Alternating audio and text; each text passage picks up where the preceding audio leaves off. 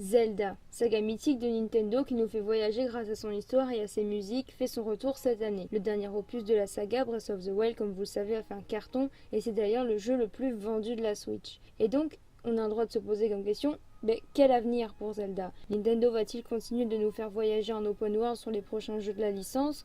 À mon avis, c'est certain. Mais pour le moment, nous ne savons rien de plus sur les jeux qui vont arriver d'ici 2020, voire 2021. Cependant, c'est lors du Nintendo Direct du 14 février que nous apprenons qu'il y aura bien un jeu Zelda cette année.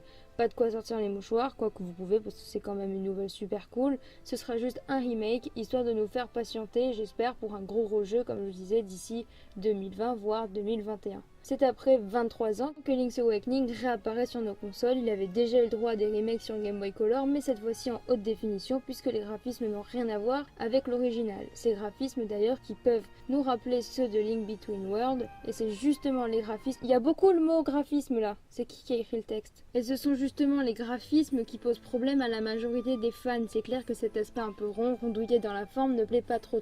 Mais ne jugeons pas trop vite, les graphismes sont certes importants, mais faisons confiance à toute l'équipe qui a été derrière le remake, et j'espère qu'il sera bien parce que 60 balles dans un jeu moche, bon bah c'est moyen quoi. La date de sortie, on en saura certainement plus dans les semaines, voire les jours à venir. Tout ce qu'on sait, c'est qu'il sortira cette année du coup. Quant à l'histoire, sera-t-elle fidèle à l'original ou doit-on s'attendre à quelques petites surprises? À mon avis oui, s'ils veulent pas foirer leur sortie, mais pas trop grosses non plus, des petits easter eggs par-ci par-là aux autres licences, voire à la saga elle-même, étant donné tous les jeux de la licence qui sont sortis depuis ces dernières années.